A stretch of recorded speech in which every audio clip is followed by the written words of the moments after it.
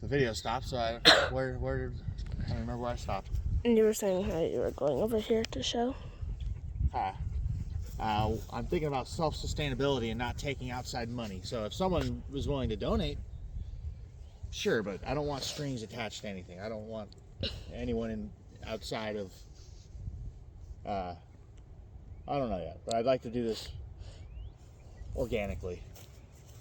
Speaking of organically, I'd like us to be as self-sustainable as possible and even grow our own. We could grow a majority of our own foods that would provide plenty of sustenance for everybody. Here's the rocks that just appear out of nowhere.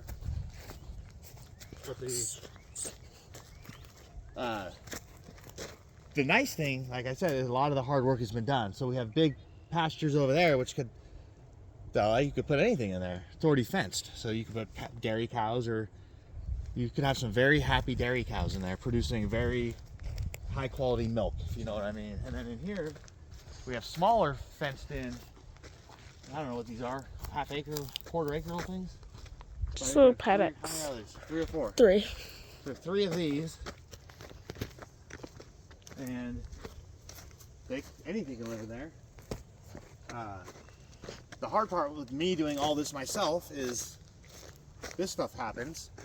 So I don't have a skid steer, you know. I have a small tractor that I'm trying not to absolutely beat to death. So with a skid steer in a minute, I could just create a nice little road here, for example. But I can't even get these rocks out with the equipment that I have, with respecting the equipment that I have. But I've made do. But you know, with this project of the scale we're talking about, we're obviously going to need a pretty decent sized skid steer, or even maybe a dozer, because temporarily to shape some of the earth a little bit. Not much though, really, just right here. I'd want to clean this up a little bit, but we've got these nice fenced in, very nice little pastures. But again, we have water, so water is brought in everywhere. Yeah.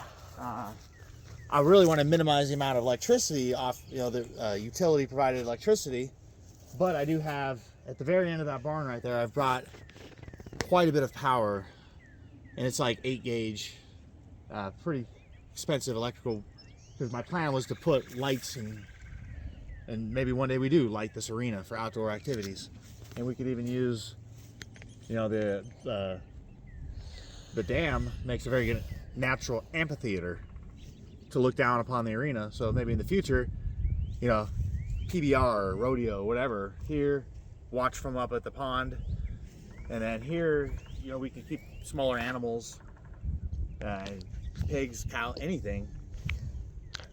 There is a manure pit, so, well, these animals produce lots of poop and stuff. So, again, the concept is the being self-sustainable and doing this without as little money as possible. So we have water here. I've got some emergency shutoffs there.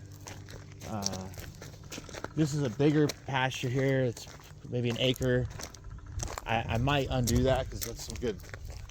I kind of want to put something in there, so I'm gonna take that out, I think. But this is a overflowing. I mean, that's liquid gold.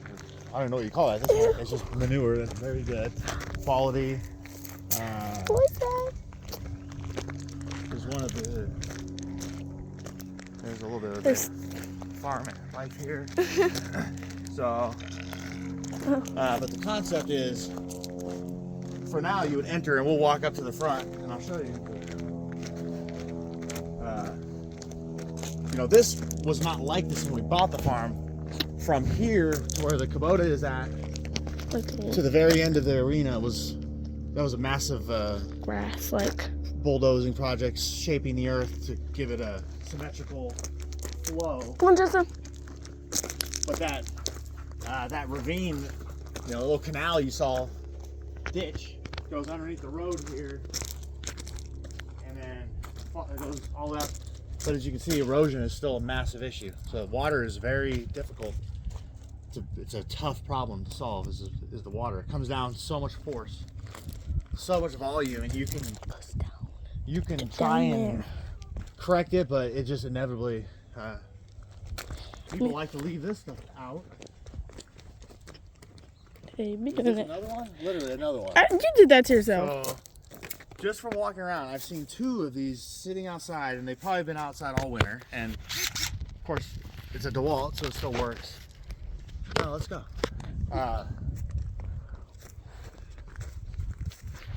So this is kind of the front, but you come in the front. Bam, bam, bam. That's the barn, that top barn where we started. I would say the first initial phase would be right on the other side at the end of the riding arena where I showed you. I'm going to preserve this area for Tucker family stuff and close friends. This will kind of be a separate area. Those are the foster homes that are going in that I told you about. My neighbor donated her 130 acres, and so they're doing something different but similar over there. And we'll just finish up going down here. That's the truck that they pretty much gave away for free because Chrysler's not a very good product. Anyways,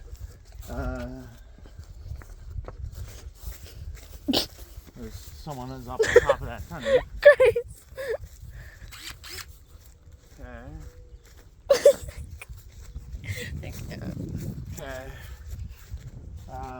As you can see, lots of fencing. This is about 7 years old now. It's on its last leg. It's just expensive and it never ends, man. Okay, so